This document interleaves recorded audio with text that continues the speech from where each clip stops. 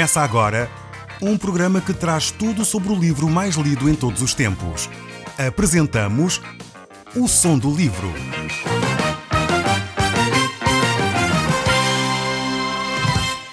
Seja muito bem-vindo. Neste podcast vai encontrar o livro mais conhecido e lido em todo o mundo. Vamos levá-lo numa viagem pela história da humanidade. Este é um audiolivro para si, para a sua família e sociedade em geral. Contextualização e comentários de Paulo Chaveiro. Nós estamos agora no capítulo 8 e hoje iremos estudar este capítulo 8 e 9 do livro de Números. Estes capítulos aqui são extremamente interessantes e neles vamos encontrar a descrição das 7 lâmpadas do santuário e a consagração dos levitas para o seu ministério. Vamos também conhecer em pormenor o candelabro. Vamos ver a celebração da Páscoa e o significado de uma nuvem sobre o tabernáculo. Nós vamos então iniciar neste capítulo 8. Vamos ler a partir do verso 4. E diz assim o texto bíblico. O Senhor disse a Moisés que comunicasse a Arão as seguintes ordens. Quando colocares as 7 lâmpadas sobre o candelabro, faz com que elas iluminem a parte da frente do mesmo. E Arão assim fez. As lâmpadas iluminavam para a frente do candelabro, tal como o Senhor tinha ordenado a Moisés. O candelabro era feito de ouro cinzelado desde o pé até aos florões e foi construído conforme o modelo que o Senhor tinha apresentado a Moisés. Nós já tivemos a oportunidade de falar sobre este assunto quando estivemos a estudar o livro do Êxodo, no capítulo 25, do verso 31 ao 40, e também o livro de Zacarias, no Velho Testamento, no capítulo 4, no verso 2, ele nos faz referência a este candelabro feito de ouro, sendo uma peça das mais bonitas e mais importantes do tabernáculo. Recordo que o candelabro tipifica alguns aspectos de Jesus Cristo, e as 7 lâmpadas representam o Espírito Santo. 7, normalmente na Bíblia, é apresentado como o número da perfeição. A missão deste candelabro lá no tabernáculo era iluminar, tal como é a função do Espírito Santo, iluminar o cristão para que ele entenda a palavra de Deus. O Espírito Santo nos ilumina também para nos mostrar as áreas em que Cristo quer transformar na nossa vida, aplicando as verdades bíblicas à nossa vida diária. Por outras palavras, é o Espírito Santo que ajuda o homem a conhecer e a entender as coisas de Deus. É Ele que nos revela as verdades das próprias Escrituras. Quando o Espírito de Deus não ilumina o homem, este fica sem conhecimento de Deus, porque o homem natural não entende as coisas de Deus. Nós, no último programa, falámos sobre as ofertas dos príncipes. Vimos que eles trouxeram ofertas de sacrifício em favor dos seus pecados. Agora, neste capítulo, vamos ver a consagração e a purificação dos levitas. Estes homens, esta tribo, que foi escolhida e separada para servir a Deus no serviço religioso. Como vemos, todo o seu serviço é baseado em sacrifícios e no derramamento de sangue para a purificação dos seus pecados. Estes sacrifícios de animais eram símbolos que mostravam e apontavam para a pessoa de Jesus Cristo. Eles já cessaram, pois já não fazem necessidade, pois Cristo já morreu na cruz pelos nossos pecados, pagando Ele, uma vez por todas, por cada um de nós. Por essa razão, estes sacrifícios aqui, que eram oferecidos pelos sacerdotes, pelos levitas, hoje já não fazem sentido.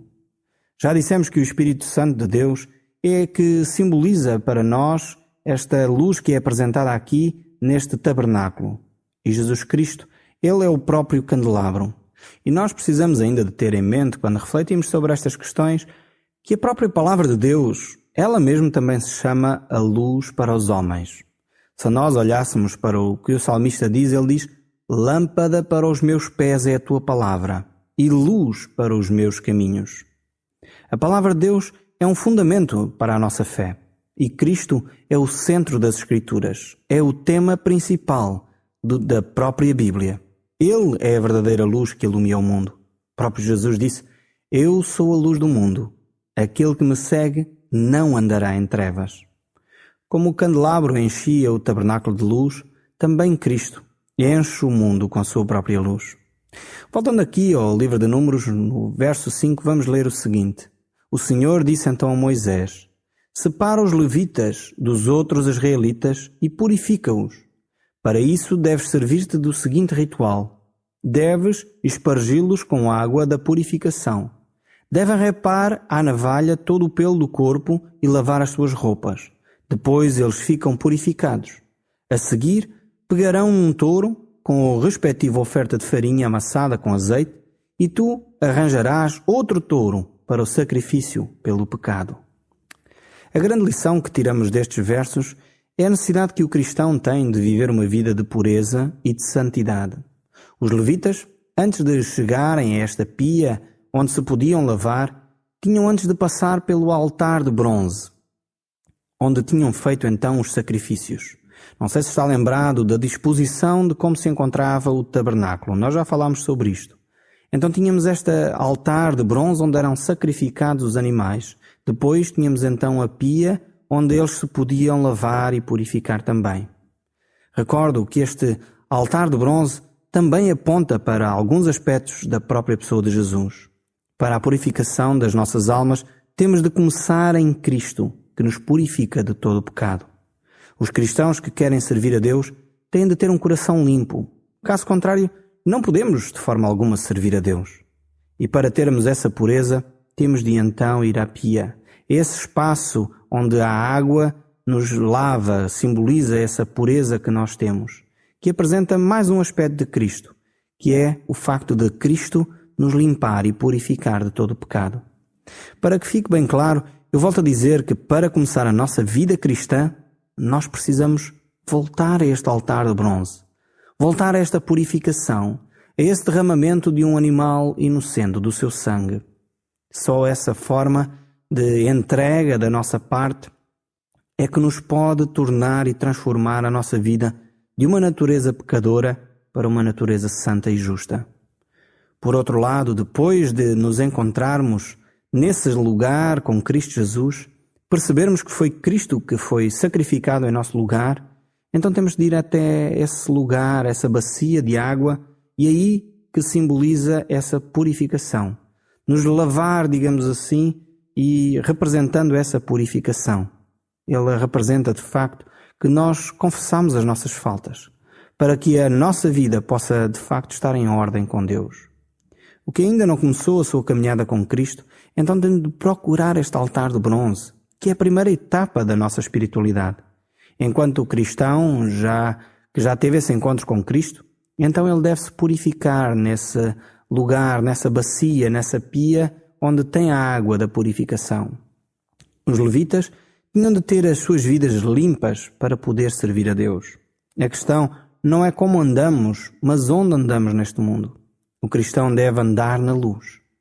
Estaremos desclassificados para o serviço de Deus se as nossas vidas não estiverem limpas e os nossos corações não estiverem puros. Necessitamos de nos encontrar de facto com Cristo e pôr a nossa vida em ordem com Deus. O próprio apóstolo João, ele diz: se porém andarmos na luz, como Ele está na luz, mantemos comunhão uns com os outros, e o sangue de Jesus, seu Filho, nos purifica de todo o pecado. Se confessarmos o nosso pecado, Ele é fiel e justo para nos perdoar os pecados e nos purificar de toda a injustiça.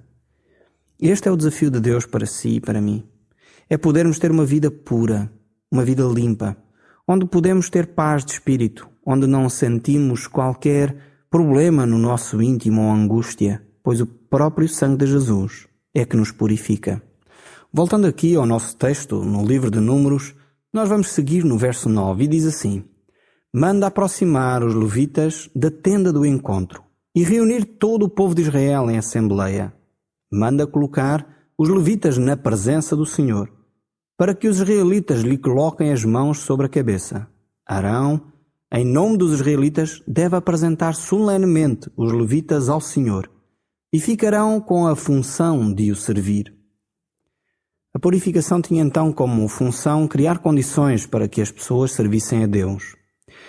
Que eles tivessem um coração realmente puro, um coração completamente dedicado a Deus. Estamos prontos para servir ao nosso Deus quando andamos na luz da palavra de Deus. Quando não estamos em comunhão com Deus ou quando precisamos de confessar o nosso pecado, podemos ter a certeza que se nós fizermos isso, Deus perdoa o nosso pecado.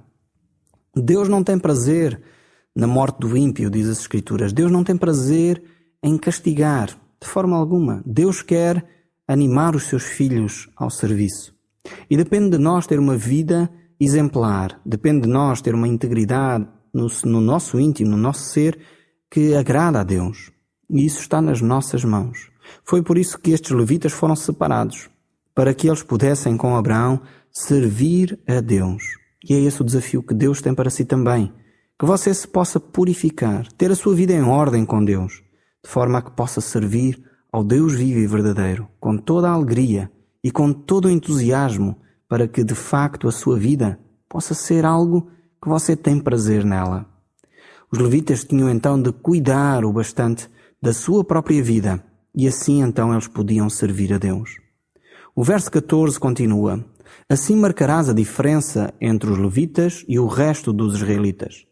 E os levitas ficarão a pertencer-me a mim, quer que eles fiquem entregues a Arão e aos seus filhos, em nome dos israelitas, para desempenharem funções em nome deles na tenda do encontro e fazerem por eles o ritual do perdão. Assim os israelitas não serão castigados por se aproximarem demasiado do lugar sagrado. Nós cristãos somos convocados assim como os levitas o foram, porque também fomos chamados por Deus, separados por Deus, para servi-lo. E aqui todos os cristãos são convocados por Deus. Não há exceção. Já não há mais esta separação entre levitas e o povo, entre aqueles que servem e os leigos. Todos aqueles que são cristãos verdadeiramente, que tiveram um encontro com Jesus Cristo, têm então essa comunhão com Deus e são chamados a esse relacionamento com Deus. Jesus, na sua oração sacerdotal, no Evangelho de São João, no capítulo 17, ele diz: eles são teus, mas tu me os destes. Deus nos comprou pelo sangue do seu Filho e fomos depois então oferecidos de novo a Cristo. Passamos a pertencer a Cristo e servimos a Cristo, não porque sejamos forçados a fazê-lo, não porque há uma lei, mas porque amamos Jesus. Jesus disse: aquele que a muito é perdoado, muito ama. E de facto, quando nós servimos a Cristo, é por causa do amor que lhe temos. É porque Ele muito nos perdoou. É porque Ele transformou a nossa maneira de ser. E por isso nós o amamos de tal forma que queremos servi-lo. Em Cristo nós temos então este novo relacionamento. Estamos unidos a Ele e somos parte dele, podemos dizê-lo assim. O verso 24 do nosso texto de Números continua: os levitas começaram a exercer funções aos 25 anos, de idade em que serão alistados na tenda do encontro. A partir dos 50 anos, deixarão de estar ao serviço e não voltarão a exercer essas funções, a não ser para ajudarem eventualmente os seus colegas a guardarem a tenda do encontro, mas sem fazerem serviço regular. E assim, organizarás o que se refere ao serviço dos levitas. Alguns capítulos atrás nós falámos acerca do serviço dos levitas e talvez você está a pensar: então, mas há pouco tempo falámos que eles deveriam servir no tabernáculo com 30 anos. E estes versos aqui falam que eles deveriam começar a servir com 25. O que é que então aconteceu? O que é que acontece com 30 anos de idade? Porque é que eles então, num lado diz aos 30 e no outro diz aos 25? Podemos dizer assim que aos 25 anos de idade eles entravam num estágio. Talvez esta palavra já soa diferente para si. Talvez já entenda um pouco melhor o que é que eles iam fazer a partir dos 25. E então eles estavam em estágio até chegar à idade de 30 anos. Durante esses 5 anos, eles faziam alguns trabalhos no tabernáculo e iam aprendendo o ofício de sacerdotes, para que quando chegassem aos 30 anos de idade e dos 30 aos 50 anos, então eles serviam como sacerdotes no tabernáculo. Nós percebemos que esta era a razão porque eles deveriam entrar ao serviço 5 anos antes, para irem aprendendo o seu próprio ofício, pois era um ofício que exigia muito cuidado. Se nós olharmos, víamos também que os soldados eram apontados como exercendo a sua tarefa a partir dos 20 anos de idade. E isso encontramos no capítulo 1. Então a maior idade era colocada quando eles atingiam 20 anos de idade. Sim, o homem era chamado a assumir as suas responsabilidades a partir daquela altura. Vemos como os jovens judeus eram convocados para o serviço militar nessa idade. Aos 20 anos, eles entravam para o serviço militar. Então, aos 25 anos, eles eram chamados para um serviço ainda de mais responsabilidade, começando a servir no tabernáculo. E só aos 30, então, eles poderiam ser consagrados sacerdotes. Estas ideias aqui referem-se ao envolvimento dos judeus na vida social, religiosa, na sua vida militar.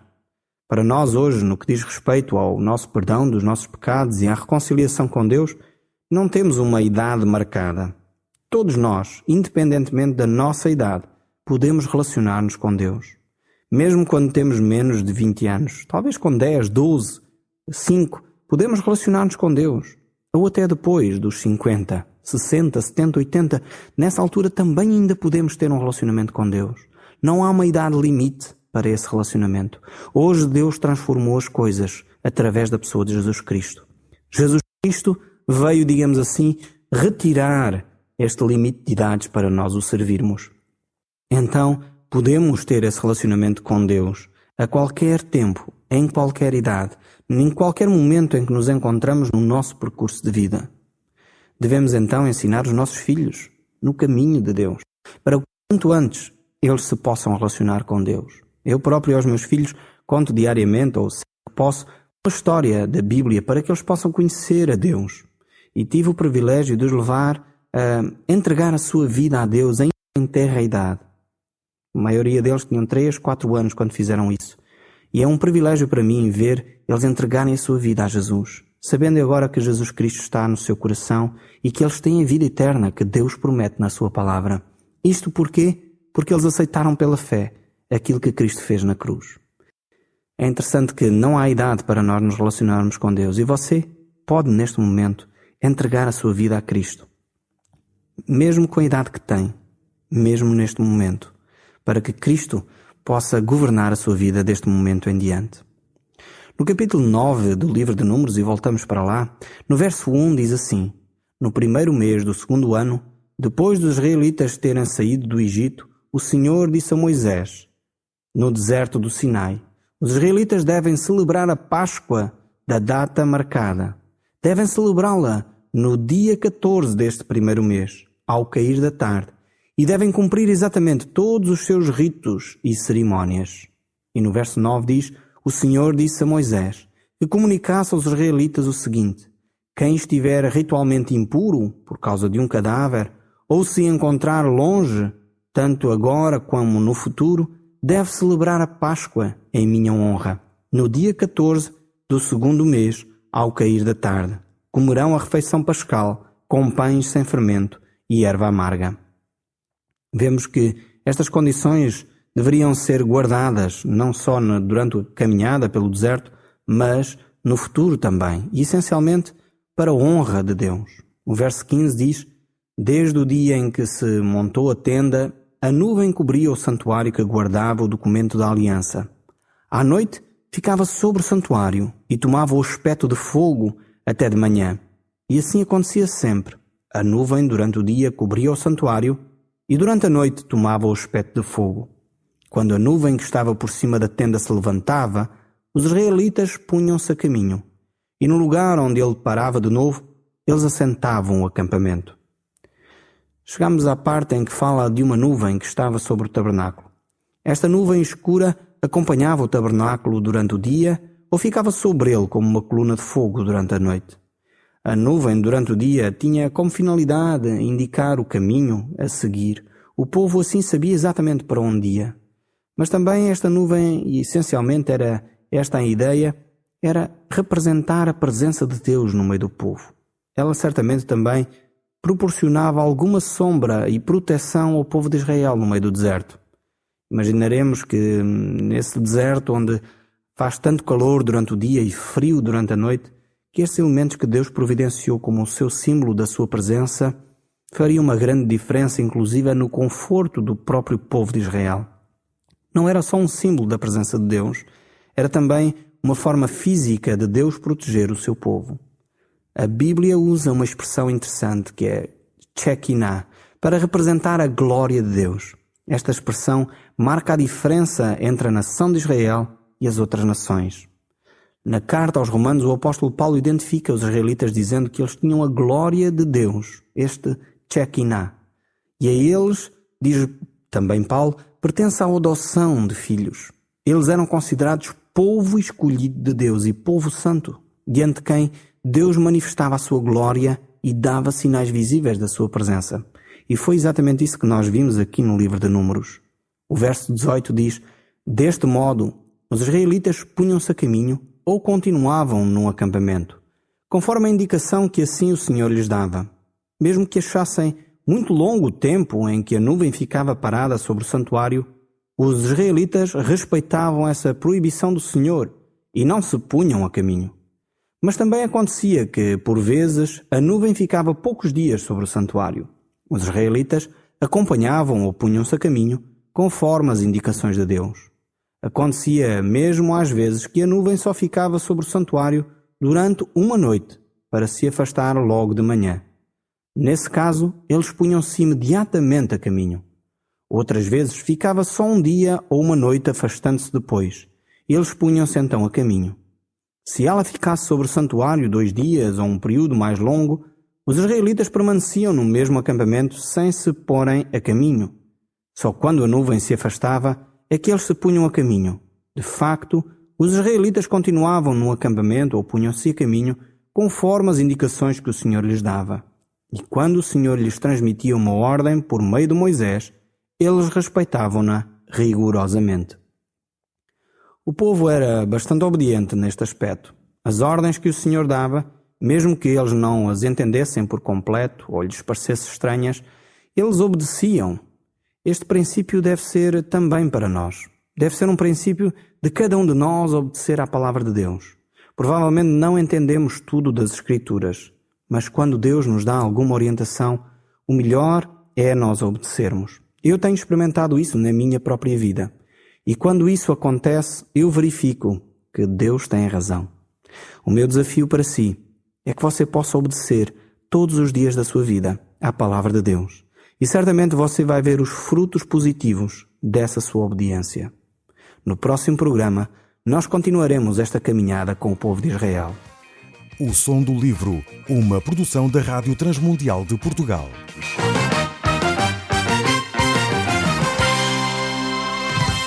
RTM. Conhece todos os nossos programas em rtmportugal.org. Uma produção da Rádio Transmundial de Portugal.